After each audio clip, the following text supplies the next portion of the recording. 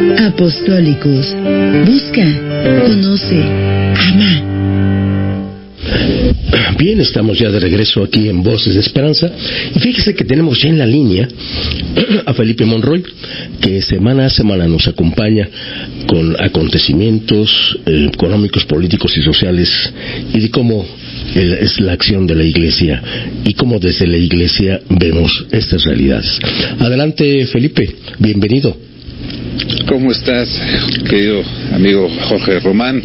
Amigos de Apostólicos, pues insisto, todas las semanas digo lo mismo, hay muchísima información. Sí. Yo quisiera, antes de cualquier otra cosa, preguntarte, mi querido compañero, ¿cómo viste, obviamente, este tema de las famosas ordenaciones ilícitas de obispos allá en Econ, Suiza, en donde la Fraternidad San Pío X, pues desobedeciendo las instrucciones del Santo Padre, pues termina consagrando a 4 nuevos obispos que, aunque tienen una sucesión legítima apostólica, pues no tienen el mandato pontificio, y eso pues no solamente les ha generado la excomunión, sino también tiene el riesgo de arrastrar al cisma a muchísimos sacerdotes y fieles que tienen una identidad católica, pero que parece que están ya en otro carril de la comunión en la Iglesia Universal.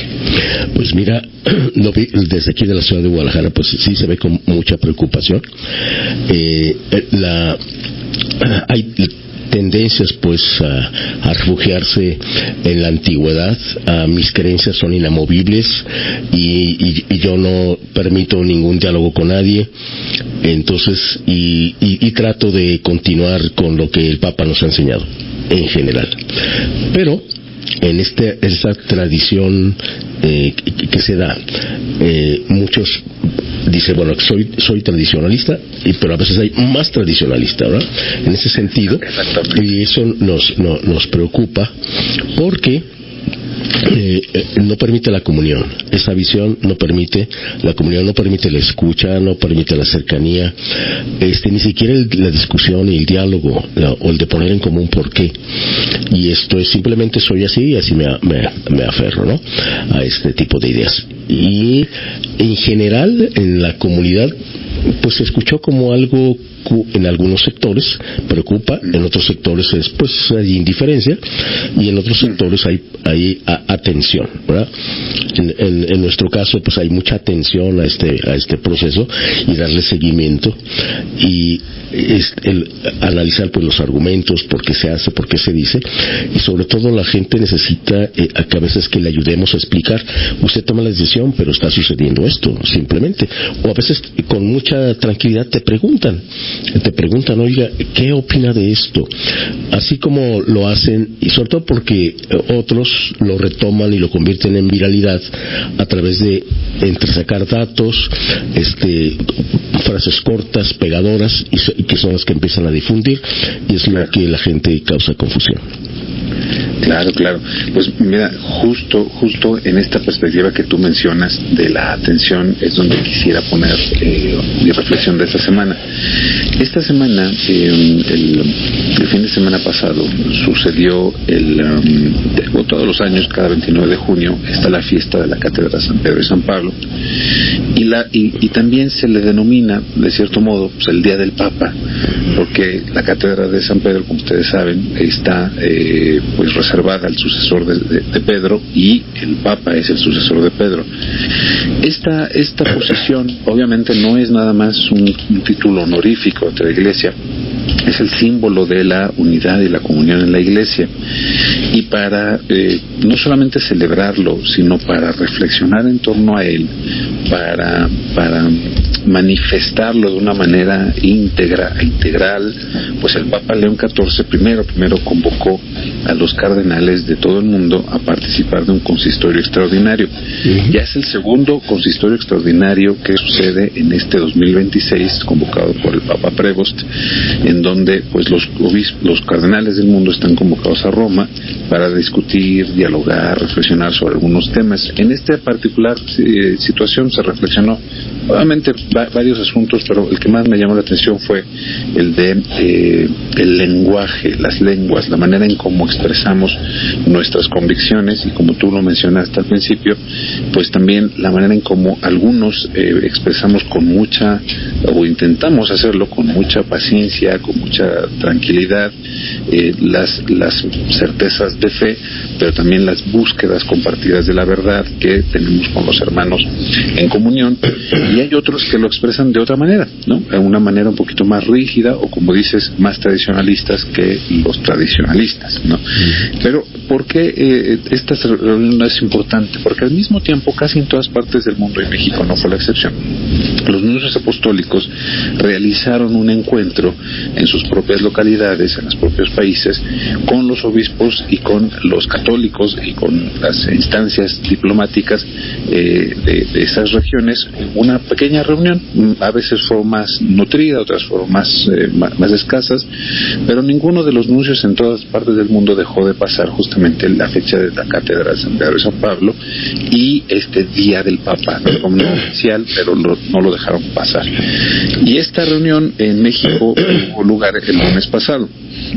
Esta reunión de la nunciatura la presidió el nuncio en México, Joseph Spiteri, aquí en la Ciudad de México, en la nunciatura apostólica en México, y por supuesto acudieron, pues ya les decía, obispos, sacerdotes, miembros de empresarios, políticos, diplomáticos, y también ahí estuvimos presentes para obviamente confirmar la comunión, no solamente con la fraternidad con el nuncio, sino evidentemente con el Papa.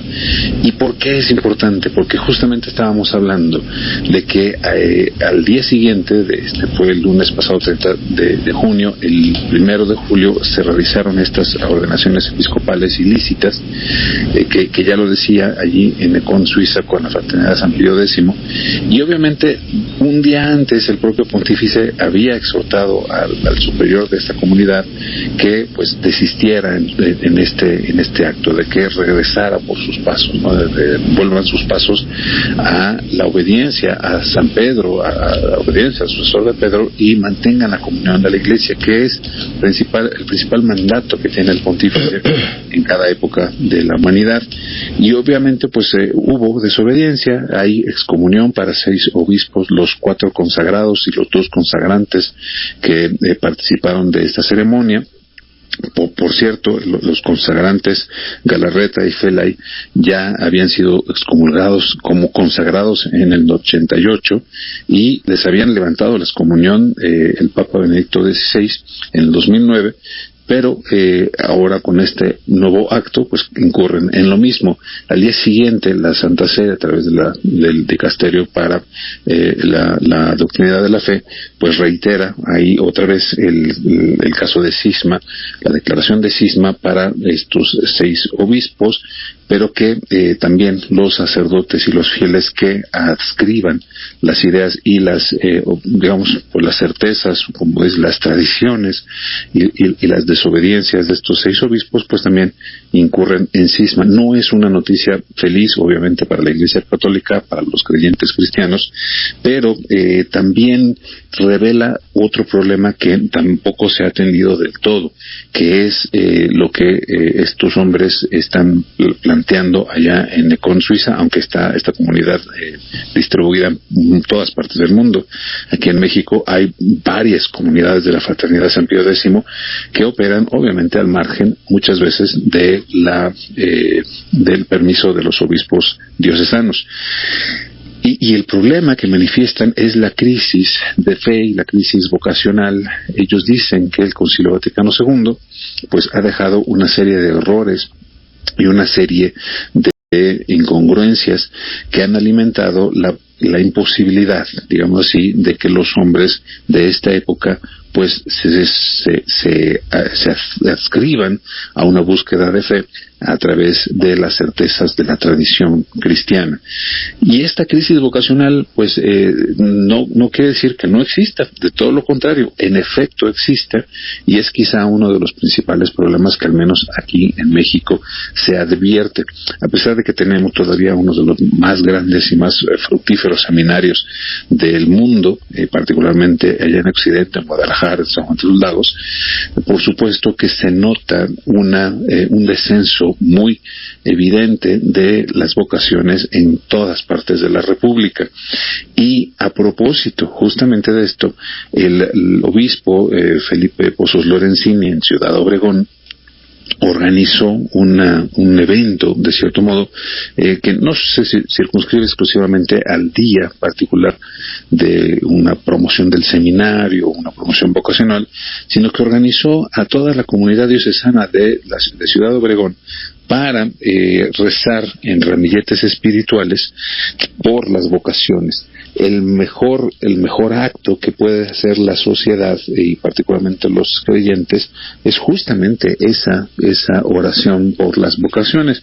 El obispo declaró que pues se reunieron más de 60,000 oraciones de los fieles con intención de auxiliar y de solicitar vocaciones para el pueblo de Dios allá en Ciudad Obregón, y pues tienen la esperanza, todos los fieles de allá, y también compartimos esa esperanza, de que por lo menos los 7 jóvenes que sintieron el llamado a iniciar este proceso de discernimiento allá en el seminario de Ciudad Obregón, pues tengan una provechosa ruta de discernimiento vocacional. Obviamente estarán por iniciar este proceso, hay mucho camino por recorrer, por supuesto en el camino el Señor les puede indicar que quizá la vocación sacerdotal no es el camino para ellos, pero de cualquier modo pues puede ser una buena noticia para ellos y para la feligresía de Ciudad Obregón todo este ramillete espiritual de oraciones por las vocaciones.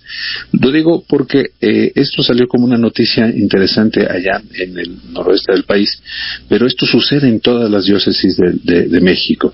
Hay intenciones, oraciones para las vocaciones, y sin embargo pues también no siempre obviamente pues resulta con lo provechoso que pudiéramos imaginar, sino lo que Dios pues guarda en su corazón para el pueblo como lo necesita.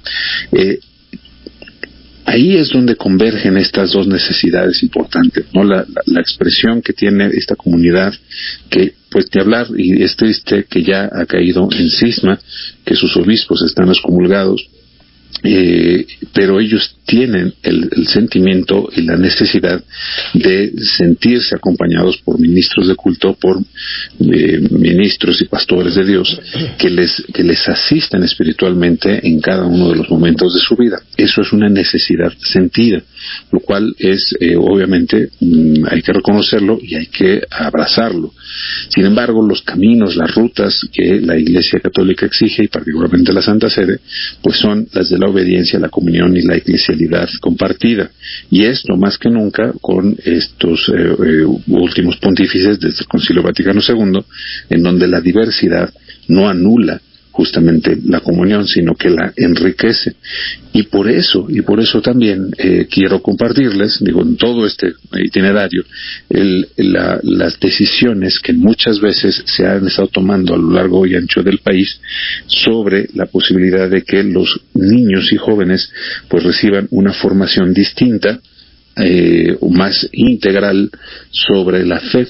La diócesis de Torreón, también esta semana, con el obispo Luis Garraza Beltrán, definió y declaró que la formación catequética para los niños posterior a los 7 años de edad, para poder participar de la primera comunión, se ha aumentado a 2 años de formación. Esto puede generar muchísimas inquietudes entre los fieles católicos tradicionales, quienes consideran que bastan un par de reuniones o algunas cuantas clasecitas de catecismo para que los niños accedan a la primera comunión, pero el obispo aumentó justamente este itinerario formativo. No es la única diócesis.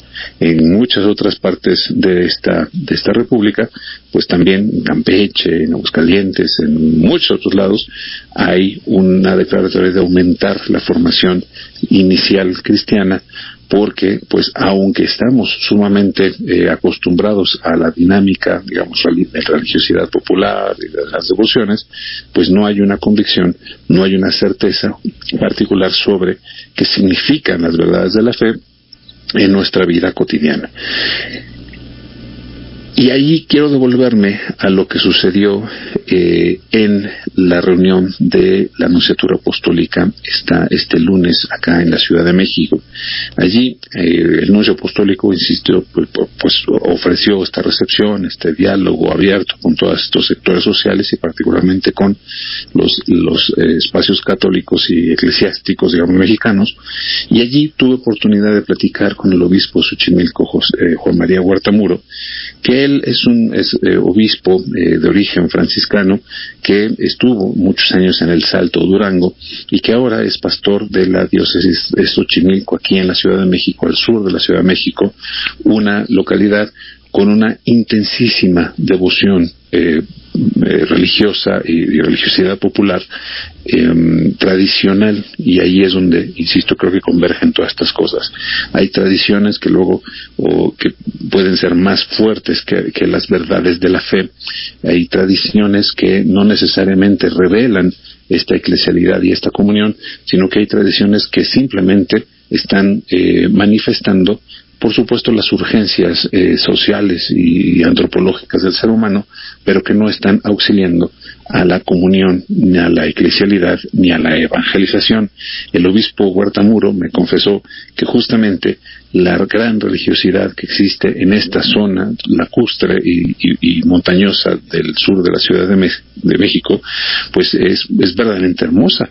Hay una gran devoción, hay una gran manifestación religiosa, hay mayordomías, hay fiscalías, hay fiestas públicas, hay fiestas patronales prácticamente todos los días del año, y sin embargo, pues hay una necesidad muy urgente de que todos los que participan vuelvan a ser evangelizados en unos muy sencillos y principios básicos de la fe. Esta confesión que hace el obispo Juan María Huerta Muro, pues él lo siente como una parte de su misión importantísima, y que desde allí pues quiere servir a recuperar esta evangelización, incluso en medio de las localidades y de las personas que se identifican como católicos, pero que han perdido en gran medida el camino de las identidades religiosas tradicionales, o con estas identidades religiosas tradicionales han perdido el centro de la comunión y de la fe. Esto es lo que significa la fiesta de la Cátedra de San Pedro y San Pablo, la posibilidad de que los nuncios hayan celebrado esto en cada una de sus localidades, y que manifiesten frente a lo que está pasando en esta comunidad de San Pío X, pues manifiestan que la Iglesia Católica exige justamente la unidad al Santo Padre, porque esa es la confirmación de la fe que Jesús le pidió a San Pedro y obviamente a sus sucesores. Pues mi querido Jorge, amigos, si ustedes tienen interés, por supuesto, de seguir participando de la misa tradicional que le dicen antes del Concilio Vaticano II, en latín, como también se le conoce, pues hay opciones, no solamente dentro de la fraternidad San Pío X, que en este momento está en una situación demasiado delicada, sino particularmente en la fraternidad sacerdotal San Pedro, que tiene no solamente esa posibilidad de celebrar estas misas en latín y tradicionales, sino también tienen plena comunión con el Santo Padre y por tanto generan la comunión dentro de la Iglesia Católica. Pues muchas gracias, Felipe, muchísimas gracias por esta orientación, estas reflexiones sobre pues los temas que siempre son importantes poner en análisis, ¿no? Pues gracias, porque así como cada semana nos ofreces tu análisis sobre la realidad social, así nosotros cada semana deseamos pues vivir esta comunión, esta hoy llamada la palabra sinodalidad, del crecimiento juntos en la fe. Y estos aconteceres sobre lo que pasa en las diócesis, en la formación de los niños, pues es importante. Hay aquí también mucho seguimiento que le damos a la recepción de los sacramentos, y ya hay unas reflexiones sobre este tema que luego seguiremos comentando contigo. Y muchísimas gracias. Pues un gran abrazo y feliz jueves. Muchas gracias. Bien, estamos aquí en Voces de Esperanza. Vamos a una breve pausa y enseguida volvemos con el segmento migrante hermano. No le cambie, seguimos aquí en Voces de Esperanza. Apostólicos, busca, conoce, ama.